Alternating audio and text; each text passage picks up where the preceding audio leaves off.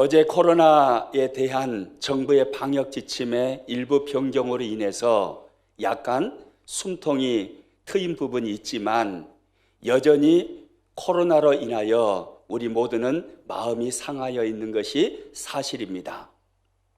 오늘 성경에 들어가 보니까 오늘 성경에도 마음이 상한 사람들이 등장합니다. 바로 이스라엘 백성들이죠. 오늘 보면 4절 말씀 한번 같이 읽습니다. 백성이 호르산에서 출발하여 홍해길을 따라 에돔 땅을 우회하려 하였다가 길로 말미암아 백성의 마음이 상하니라. 마음이 상했다 이 말입니다. 마음이 상했다라는 이 말을 직역하면 마음이 짧아졌다 이 말입니다. 화가 났다는 거죠. 이스라엘 백성들이 마음이 상하고 마음이 화가 나 있는 것입니다. 우리가 삶을 살다 보면 마음이 상하고 화가 날 때가 참 많죠. 남편 때문에 화가 날 때도 있습니다. 자녀들 때문에 화가 날 때도 있습니다. 때로는 부모님 때문에 마음이 상할 때도 있죠. 때로는 경제적인 문제 때문에 마음이 상하고 화가 날 때가 있습니다. 직장 생활하는데 직장 상사들, 동료들 때문에 때로는 마음이 상하고 화가 날 때도 있지요. 특히나 오늘날처럼 코로나 시대를 살고 있는 우리들은 코로나로 인하여 마음이 상하고 화가 많이 나기도 합니다. 그런데 오늘 본문을 자세히 보니까 이스라엘 백성들이 마음이 상했다고 했는데 그들이 마음이 상한 이유가 뭔가요? 오늘 성경은 이렇게 말씀하죠. 길로 말미암아 백성의 마음이 상하니라. 이유는 길 때문입니다. 무슨 말이냐면 모세를 통해서 출애굽을 하고 40년 광야 생활을 거쳐서 가나안 땅에 들어가잖아요. 이제 40년 세월이 거의 끝났습니다. 죽음의 땅인 광야를 거의 다 지나왔습니다. 마지막 한 코스 에돔 땅만 통과하면 하나님께서 약속하신 젖과 꿀이 흐르는 땅에 들어갈 수가 있습니다. 그런데 에돔 왕의 겁으로 인해서 에돔 땅을 통과할 수가 없고 우회해서 광야를 지나가야 되는 거예요. 그러니까 이것 때문에 화가 나는 겁니다. 분명히 에돔 땅을 통과하는 지름길이 있는데 그 지름길을 사용할 수가 없고 우회를 하여 황량한 사막지대를 들어가서 돌아가야 한다고 생각하니까 마음에 화가 나고 마음이 상한 것입니다. 그들이 마음이 상한 것은 자신들이 생각했던 대로 자신들이 원하는 대로 되어지지 않았기 때문에 마음이 상한 거죠. 여러분 곰곰이 생각해 보면 오늘 본문의 말씀이 맞아요. 우리들이 인생을 살면서 언제 마음이 상하고 마음의 근심이 찾아옵니까? 내가 원하는 대로 내 생각대로 되어지지 않을 때 그때 마음이 상하고 마음의 근심이 찾아오지요. 하나님 앞에 간절히 기도하는데 하나님께서 응답지 않는 것 같습니다. 내가 원하는 일은 일어나지 아니하고 원치 않는 일만 자꾸 일어나고 삶이 더욱 기도함에도 불구하고 꼬여져 갈 때 그때 우리는 마음이 상하고 근심하게 되는 거죠. 그런데 오늘 본문에 가서 보니까 5절에 이스라엘 백성들이 그런 상황에 처해 있을 때 그들은 원망을 하고 불평을 하면서 입으로 쏟아내는 것입니다. 오늘 보면 5절 말씀 같이 한번 읽습니다. 백성이 하나님과 모세를 향하여 뭐하대요? 원망하되 어찌하여 우리를 애굽에서 인도하여 내어 이 광야에서 죽게 하는가? 이곳에는 먹을 것도 없고 물도 없도다. 우리 마음이 합찬한 음식을 싫어하노라 하며 백성이 하나님과 모세를 원망하기 시작합니다. 왜 애굽에서 잘 먹고 잘 마시고 잘 살고 있는 우리를 이곳으로 인도하여 내어서 왜 물도 없고 먹을 것도 없는 이곳에서 죽게 하느냐 이 말입니다. 그러면서요, 한 걸음 더 나아가서 그들은 이런 원망까지 합니다. 우리 마음이 이 하찮은 음식을 싫어하노라. 이 하찮은 음식이라는 게 무엇일까요? 하나님께서 초자연적인 은혜로 광야에서 먹을 것 없어서 굶주리고 있는 당신의 백성들에게 하늘에서 음식을 내려주신 그것입니다. 그게 뭡니까? 만나죠. 하나님께서 은혜로 초자연적인 역사를 통해서 하늘에서 내려주신 그 만나, 그 만나를요, 이들이 화가 나니까 하찮은 음식이라고 평가절하하는 것입니다. 이 하찮은 음식. 그러면서 뭐라고 합니까? 우리 마음이 이 하찮은 음식을 싫어하노라. 싫어한다고 말합니다. 문자적으로 직역하면요, 혐오한다, 미워한다 이 말이에요. 하나님께서 은혜로 내려주신 그 만나가 이제는 꼴도 보기 싫다, 혐오스럽다, 밉다 이런 말이에요. 하나님을 이렇게 그들은 원망하였습니다.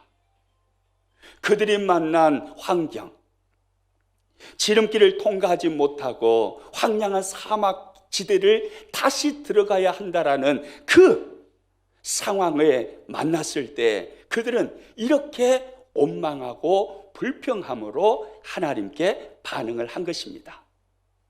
우리는 여기서요, 참 중요한 진리 하나를 깨닫게 됩니다. 그게 뭐냐면요, 하나님께 원망하고 불평하는 것은 큰 죄가 된다는 거예요. 우리가 오늘 본문의 내용을 잘 알잖아요. 이스라엘 백성들이 하나님을 원망합니다. 불평합니다. 그러자 하나님은 그들을 징계하십니다. 어떻게 징계하시나요? 바로 불뱀을 보내심으로 징계하십니다. 불뱀에 물려서 많은 사람들이 죽어갑니다. 그때서 비로소 그들은 회개합니다. 그러면서 모세에게 중보 기도를 요청합니다. 중보 기도를 요청하면서 그들이 하는 말이 바로 이것이었습니다. 오늘 본문 7절 말씀 같이 한번 읽습니다.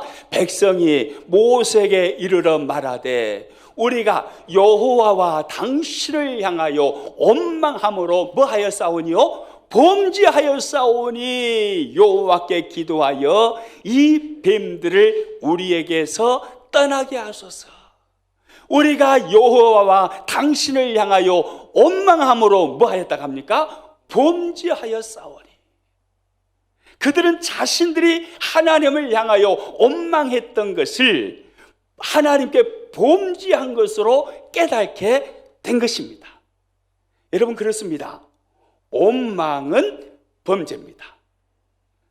우리가 만난 환경과 삶 속에서 하나님을 원망한다는 말이 무슨 말입니까? 역사의 주인이신 하나님의 섭리, 하나님의 주권, 이것을 인정하지 아니함으로 내 마음과 맞지 않다고 해서 자꾸 하나님께 불평을 늘어놓고 원망을 말하는 거죠. 그래서 이것은 역사의 주인이신 하나님을 인정하지 아니하는 죄가 되는 것입니다. 민수기 14장에 가서 보면요, 이스라엘 백성들이 가나안 땅에 40일 동안 정탐을 하고 돌아온 정탐꾼들의 보고를 받습니다. 보고를 받는 중에 10명의 정탐꾼들이 부정적인 보고를 하죠. 그 부정적인 보고를 받고 이스라엘 백성들이 보였던 반응을 성경은 이렇게 말씀합니다. 민수기 14장 2절 3절입니다. 우리가 애굽 땅에서 죽었거나 이 광야에서 죽었으면 좋았을 것을 어찌하여 여호와가 우리를 이 땅으로 인도하여 칼에 쓰러지게 하려 하는가? 어찌하여 여호와가, 하나님을 원망하는 거죠.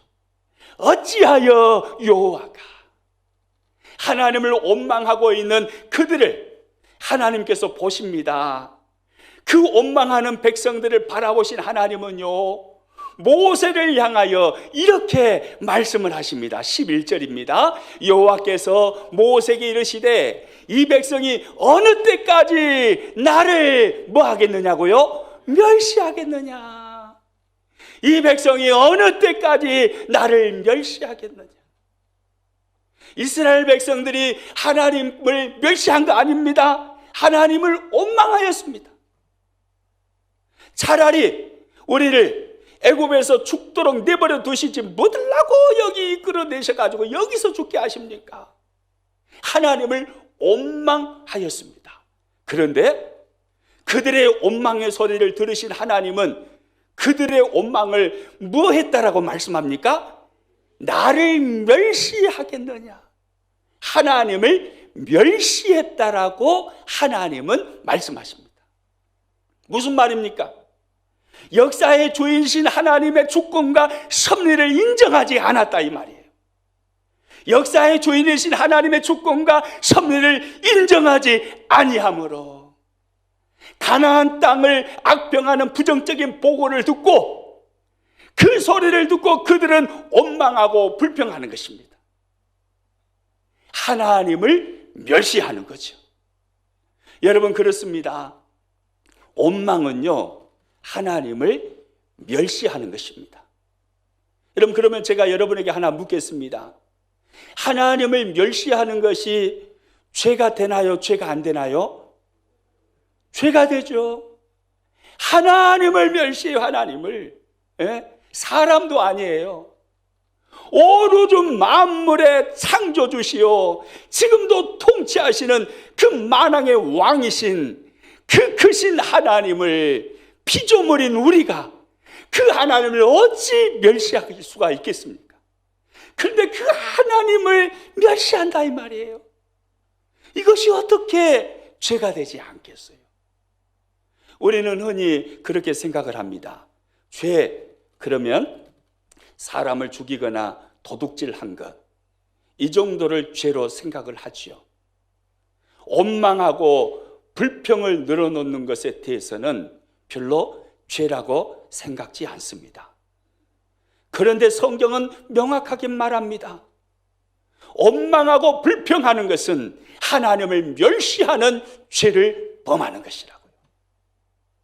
역사의 주인이신 하나님의 주권과 섭리를 인정하지 아니하므로 하나님을 멸시하는 죄를 범하는 것, 이것이 원망이요 불평인 것입니다. 그러므로 원망은 죄이죠. 우리 같이 한번 따라서 해봅니다. 하나님, 내가 원망이 하나님을 멸시하는 것인 줄도 모르고 원망하며 살았습니다. 나의 죄를 용서하여 주옵소서. 할렐루야. 원망은 분명한 죄입니다. 이스라엘 백성들이요, 길로 인해서 마음이 상하여 하나님을 원망합니다. 근데 오늘 본문에 보면 좀 도가 지나치잖아요. 하나님께서 은혜로 내려주신 그 만나를 하찮은 음식이다, 꼴도 보기 싫다, 혐오한다. 좀 도가 지나친 거 아닙니까? 이거 선이 넘어가 버렸잖아요. 그 원망의 소리를 하나님께서 들으시고요, 하나님은 불뱀을 보내심으로 그들을 징계하셨습니다. 오늘 본문 6절 말씀 같이 읽습니다. 여호와께서 불뱀들을 백성 중에 보내어 백성을 물게 하심으로 이스라엘 백성 중에 죽은 자가 많은지라. 불뱀을 보내셨습니다. 불뱀이라는 것은 사막에 살고 있는 독사의 한 종류입니다. 몸에 불타는 듯한 붉은 반점이 있는 뱀을 말하는 것입니다. 문자적으로 직역하면 불붙은 뱀이라는 표현입니다. 이 불뱀에 물리면 온몸에서 열기가 올라옵니다. 다 타는 듯한 목마름을 느낍니다. 몸이 타는 듯이 뜨거워집니다. 그러면서 죽어가는 것입니다. 이게 불뱀에 물린 거예요. 이스라엘 백성들이 하나님의 징계로 말미암아 이 불뱀에 물립니다. 그래서 많은 사람들이 죽어갑니다. 그때서야 비로소 자신들의 죄악을 깨달죠. 하나님 앞에 원망한 것이 범죄함이라는 것을 그들이 깨달고 회개하기를 시작합니다. 그리고 모세에게 중보기도를 요청하죠. 7절 말씀 다시 한번 읽습니다. 백성이 모세에게 이르러 말하되 우리가 여호와와 당신을 향하여 원망함으로 범죄하였사오니 여호와께 기도하여 이 뱀들을 우리에게서 떠나게 하소서. 모세가 백성을 위하여 기도하며, 모세가 이스라엘 백성들을 위하여 하나님 앞에서 중보기도합니다. 하나님은 모세의 기도를 들으시고요, 그들에게 하나의 구원의 길을 열어주십니다. 살 길을 마련해 주시는 거죠. 오늘 본문 8절 말씀 또 같이 읽습니다. 여호와께서 모세에게 이르시되 불뱀을 만들어 장대 위에 매달아라. 물린 자마다 그것을 보면 살리라. 하나님은 모세에게 말씀하십니다. 불뱀을 만들어서 장대 위에 매달아라.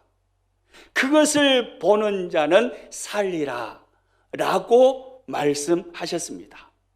그래서 모세는요, 불뱀을 만들어서 장대 위에 달았습니다. 그리고 이스라엘 백성들에게 외칩니다. 여러분, 불뱀에 물리신 분들마다 이 장대 위에 달린 불뱀, 놋뱀을 쳐다보십시오. 이 놋뱀을 바라보기만 하면 여러분들은 나올 수 있습니다. 이것은 제 말이 아닙니다. 하나님의 말씀입니다. 그렇게 모세는 외쳤습니다. 그런데 놀라운 일이에요. 신기한 일이 일어나는 겁니다. 불뱀에 물려서 몸에서 뜨거운 열기가 올라오면서 불같은 몸이 되어서 죽어가는 사람들이, 그 고통 가운데 있는 사람들이요, 고개를 들어서 장대 위에 매달린 그 놋뱀을 쳐다보는 순간에 그들이 나아버리는 거예요.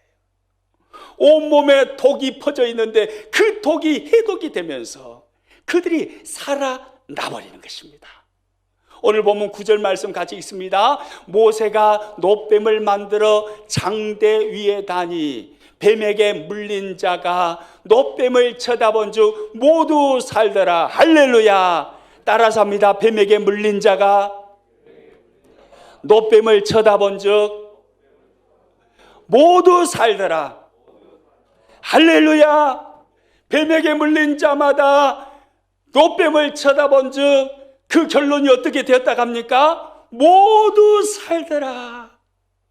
희한하고 신비하고 놀라운 일이 일어난 겁니다. 여러분, 이것은 신화가 아닙니다. 이것은 실화입니다. 아멘이십니까? 이것은 실제로 일어난 사건인 것입니다. 실화입니다.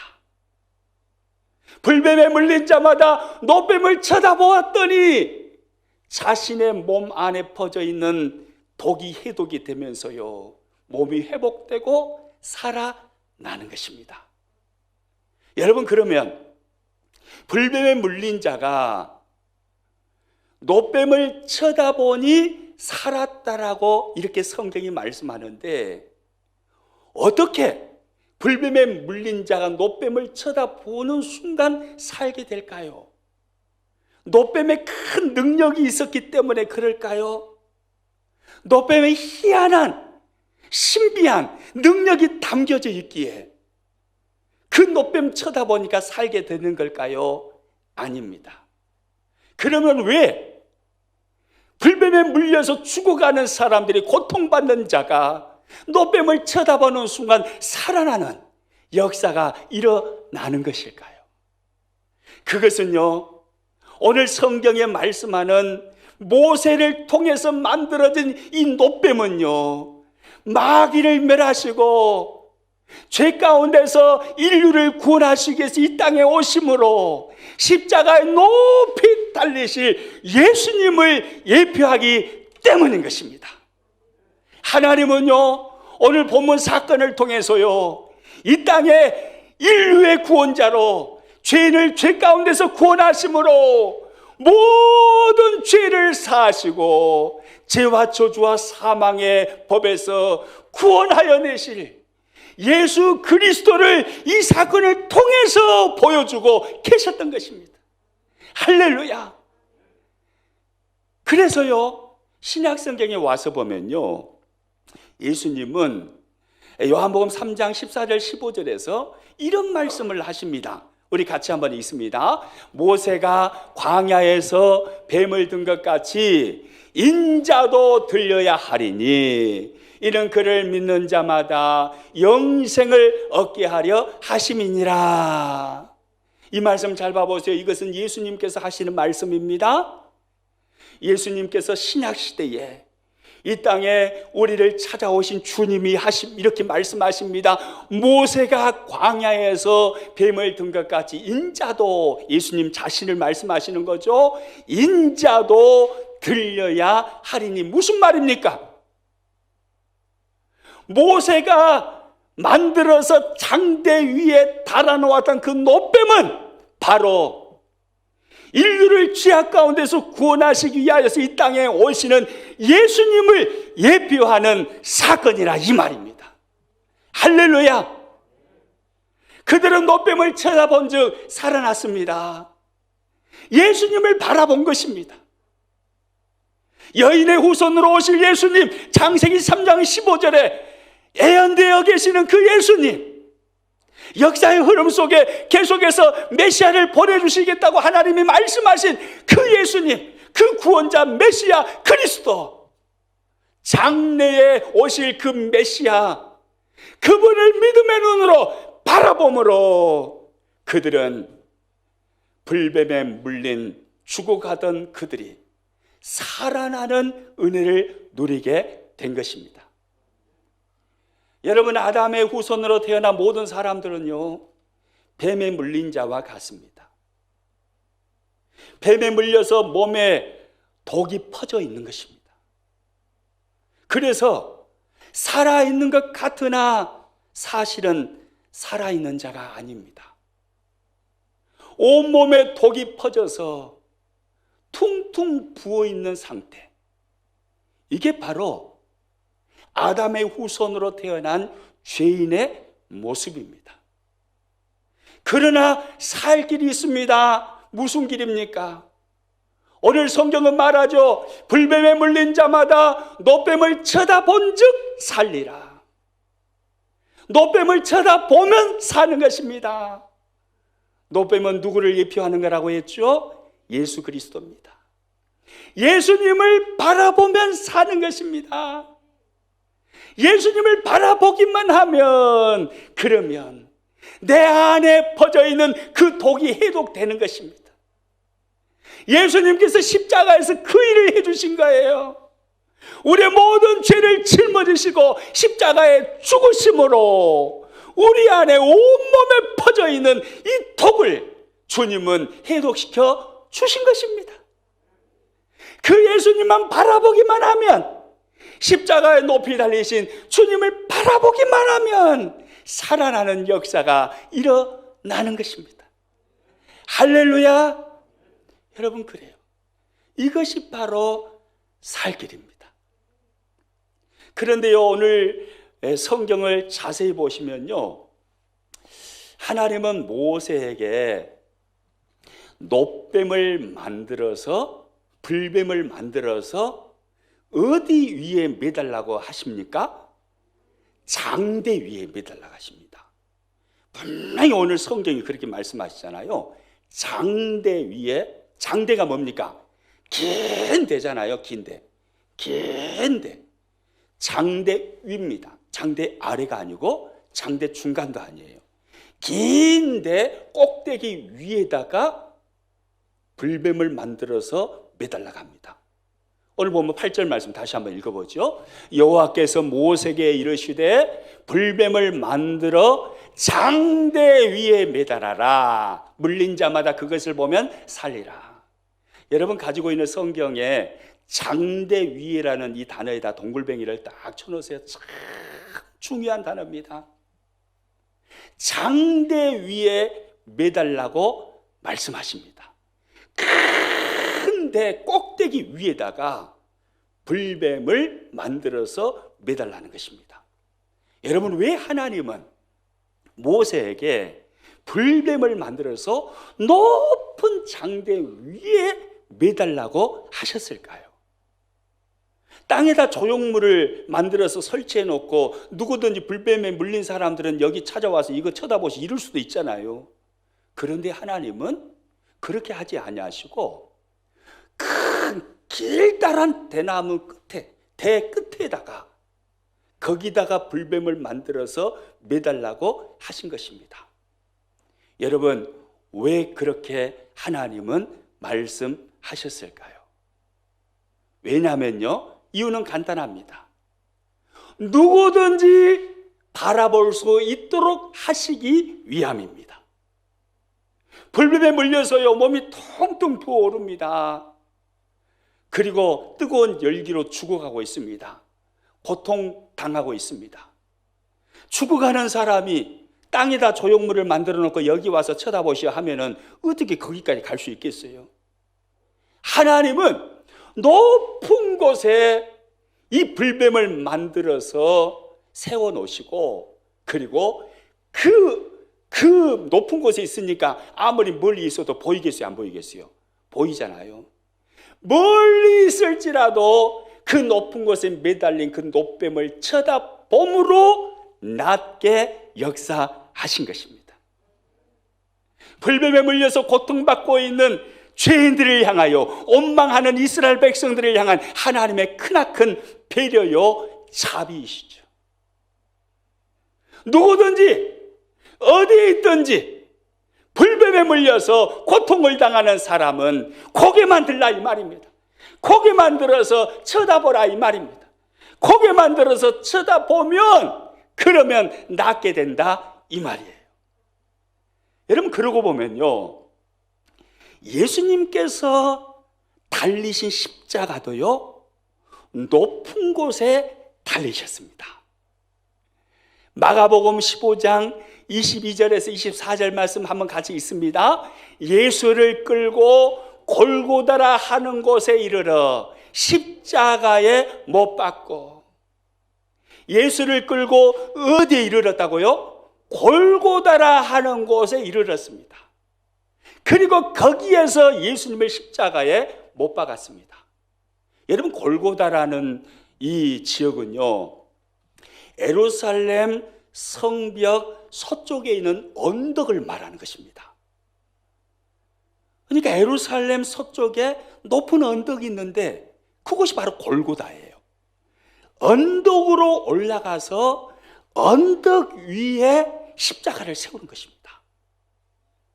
여러분, 십자가 자체만 해도 높잖아요. 그런데 왜 하나님은 예수님의 십자가 자체만으로도 높은데 왜 또 언덕 위에 올라가서 언덕 위에다가 높은 십자가를 달게 하셨을까요? 왜 그랬을까요? 이유는 같습니다. 모든 사람들에게 보여지기 위함입니다. 누구든지 어떤 사람이든지 불뱀에 물려서 고통받고 행복을 잃어버린 사람들처럼 어떤 사람이든지 죄로 인하여서 그 죄의 독이 퍼져서 온몸에 퍼져서 그래서 불행한 인생을 살아가는 모든 사람들은 누구든지 그 십자가를 바라보기만 하면 된다 이 말입니다. 그 높이 달린 십자가를 바라보기만 하면 어떤 사람이든 어디에서든지 그 십자가를 쳐다보기만 하면 그러면 모든 죄의 문제 해결받고 죄와 저주와 죽음에서 해방되어서 영적 자유함을 얻게 되고 구원을 받게 되는 이 놀라운 하나님의 은혜의 선물을 받게 된다 이 말이에요. 할렐루야. 누구든지 해요. 어디에서든지 해요. 예수님의 십자가가 용서치 못할 죄는 아무 죄도 없습니다. 모든 죄를 주님의 십자가는 다 용서하는 것입니다. 여러분, 그런데요, 우리가 오늘 본문을 보면서요, 또 한 가지 분명히 명심해야 할 것이 있어요. 예수님의 십자가가 높이 달린 이유는 예수님을 믿지 않는 사람들 모두에게 잘 보이게만 하려고 하신 것은 아닙니다. 예수님의 십자가가 높이 달린 것은요, 오늘 예수님을 믿고 있는 저와 여러분의 눈에도 예수님의 십자가가 잘 보이도록 하시기 위함인 것입니다. 믿지 않는 사람들에게만 잘 보여서 그 십자가 보고 구원받고 그 십자가로 인하여서 새 생명 얻고 행복을 얻으라, 이 말씀만이 아니고 예수님을 이미 믿고 있는 믿음의 사람들 또한 신앙생활 하는 동안에 끊임없이 높이 달린 십자가를 쳐다보라는 것입니다. 끊임없이 그 십자가 보라는 거예요. 여러분, 그 십자가를 보는 순간에요, 우리는 하나님의 음성을 듣게 되는 겁니다. 내 아들을 아낌없이 이 십자가에 내어준 내가 너를 이처럼 사랑한다. 나의 사랑은 이렇게 커. 하나님의 끊임없는 음성이 예수님을 믿고 있는 우리들이 십자가를 바라볼 때마다 듣게 되는 것입니다. 여러분, 그래서요, 예수님을 믿으면서 코로나 때문에 괴롭잖아요. 고통스럽잖아요. 육체의 질병 때문에 힘들잖아요. 재정적인 어려움 때문에 마음이 상하고 화가 나잖아요. 그럴 때마다 십자가 바라보라는 거예요. 예수님 믿는 그 믿음 주머니에다만 넣고 다니지 말고 끊임없이 십자가 바라봄으로 그 십자가 위에서 부어주시는 하나님의 은혜의 힘으로 이 힘겨운 세상을 겉들이 살아가라 이 말입니다. 끊임없이 십자가 쳐다봐. 내가 십자가를 높이 달아놓은 이유가 뭔지 아니? 너 쳐다보고, 네가 쳐다보고, 그 십자가를 통해서 하나님이 부어주시는 그 은혜의 힘, 그 영적인 능력, 세상을 이길 수 있는 그 힘을 그 십자가에서 공급받아서 세상을 살아갈 용기를 얻어 세상을 이기며 살아가라는 것입니다. 할렐루야. 우리 지역에 순교자이신 손양호 목사님이 계시죠. 일제 치하 때 손양호 목사님은 옥고를 치르셨습니다. 그리고 공산주의자들에 의해서 손양호 목사님이 순교를 당하시잖아요. 일제 강점기 때 이 손양호 목사님이 믿음을 지키다가 옥고를 치르시는데, 그 옥고를 치르고 계시는 동안에 사모님이 많이 편찮으셨나 봐요. 그 사모님이 이렇게 그렇게 몸이 아프시다는 그런 소식을 감옥 안에서 이 손양호 목사님이 듣습니다. 그 소식을 듣고 손양호 목사님이 편지를 사모님께 보냅니다. 옥중서신이죠. 행복한 감사학교라는 책에 그 손양호 목사님이 당시에 사모님께 보내신 그 편지가 실려 있더라고요. 제가 그 편지를 한번 읽어드리겠습니다. 동인 어머니에게 병고 중에서 얼마나 신음합니까? 이 같은 몹시 더운 날씨에 고열도 심하고 게다가 병고까지 있으니 설상가상이겠구려. 그러나 믿음과 진리는 기호와 환경을 초월하니 안심하소서. 꽃피고 새우는 시절뿐만 아니라 백설이 분분한 엄동설한 중에도 하나님의 사랑은 여전하오. 금전 옥루에서 잘 먹고 잘 살 때만 하나님을 찬양할 뿐 아니라 초가 삼간에서 못 먹고 병들었을 때도 하나님을 찬양해야 하오. 나는 솔로몬의 부귀보다도 욥의 고난이 더욱 귀하고 솔로몬의 지혜보다 욥의 인내가 더욱 아름다워 보입니다. 평안과 기쁨은 만병의 보약이오니 모든 염려는 주께 맡기고 부디 병석을 떠나소서. 항상 기뻐하고 범사에 감사하소서. 1943년 8월 18일. 마지막 문구를 제가 한 번 더 읽어드리겠습니다. 나는 솔로몬의 부귀보다도 욥의 고난이 더욱 귀하고 솔로몬의 지혜보다 욥의 인내가 더욱 아름다워 보입니다. 평안과 기쁨은 만병의 보약이오니 모든 염려는 주께 맡기고 부디 병석을 떠나소서.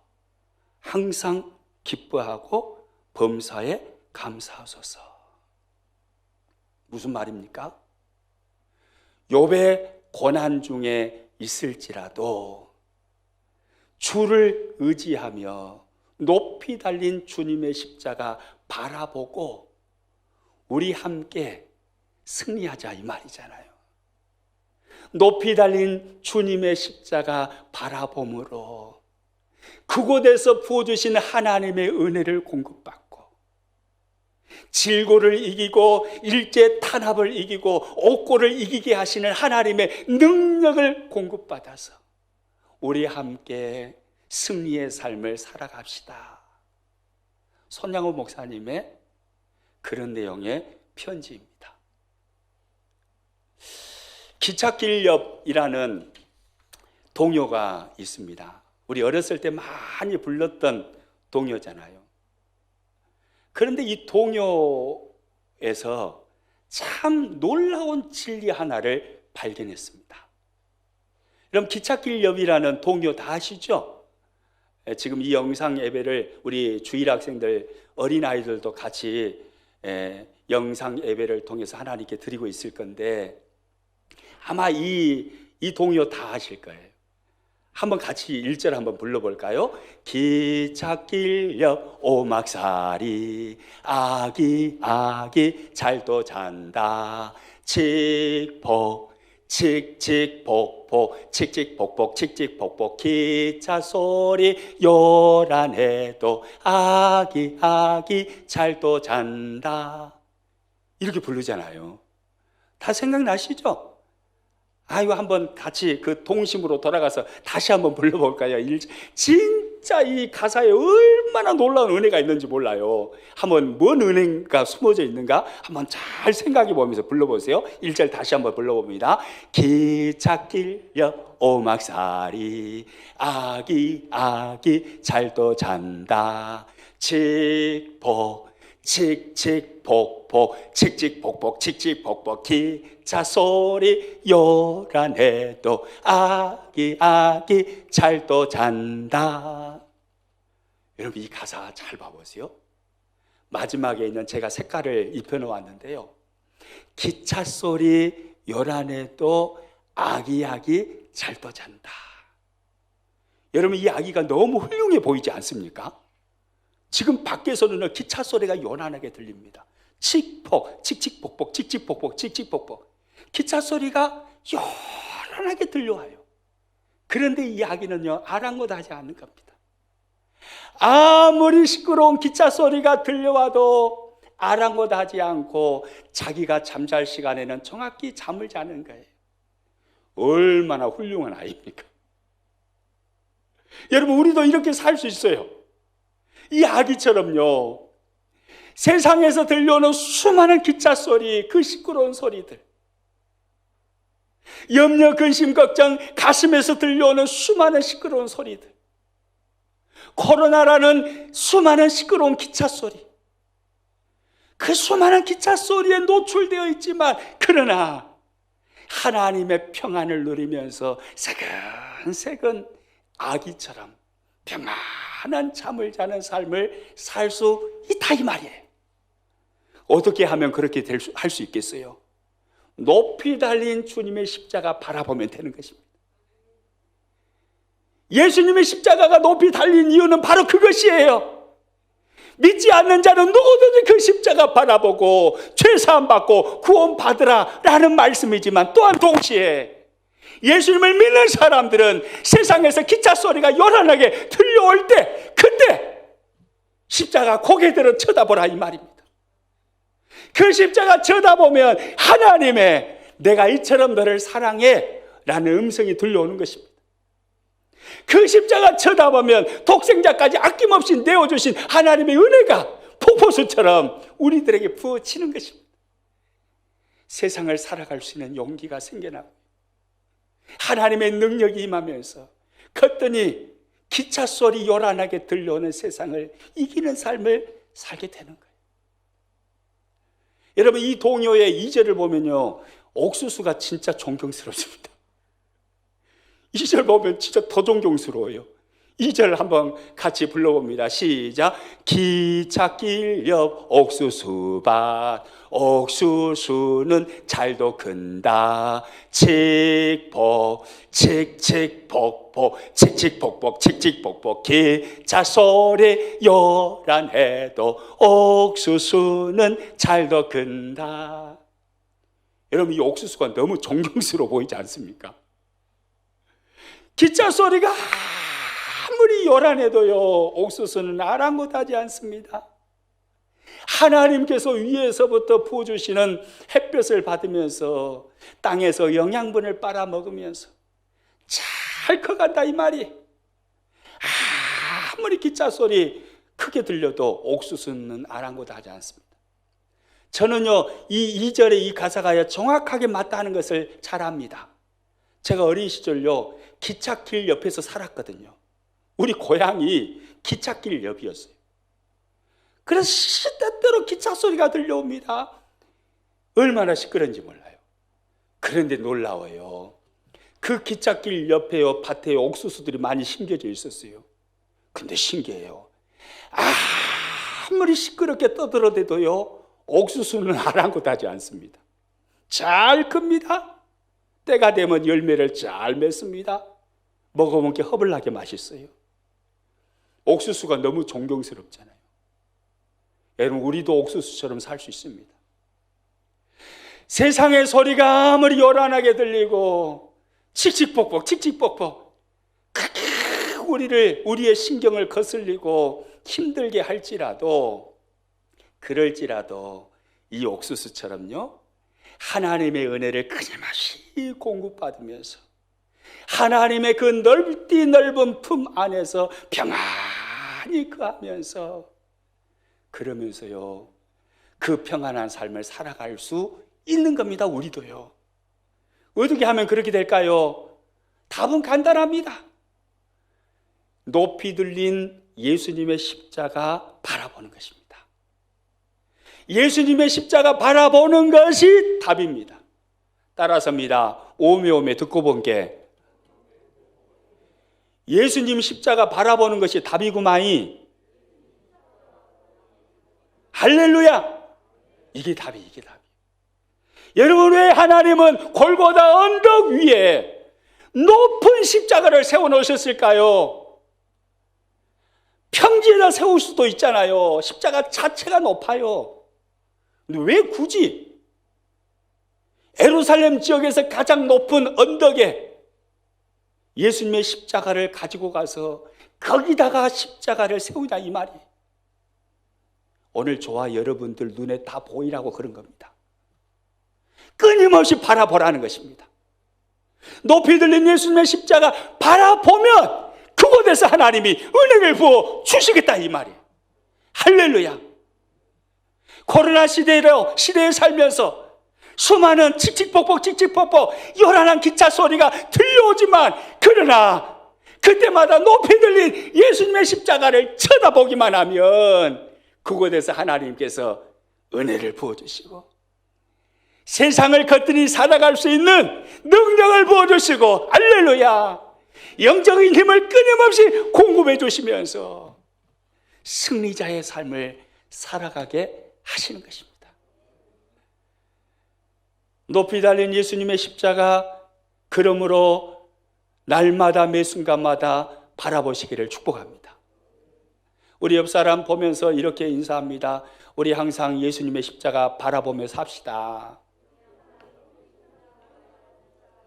아멘입니까? 2021년이 시작되어서 벌써 세 주째네요.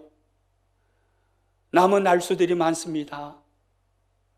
2021년 내내 높이 달린 예수님의 십자가 바라보십시오.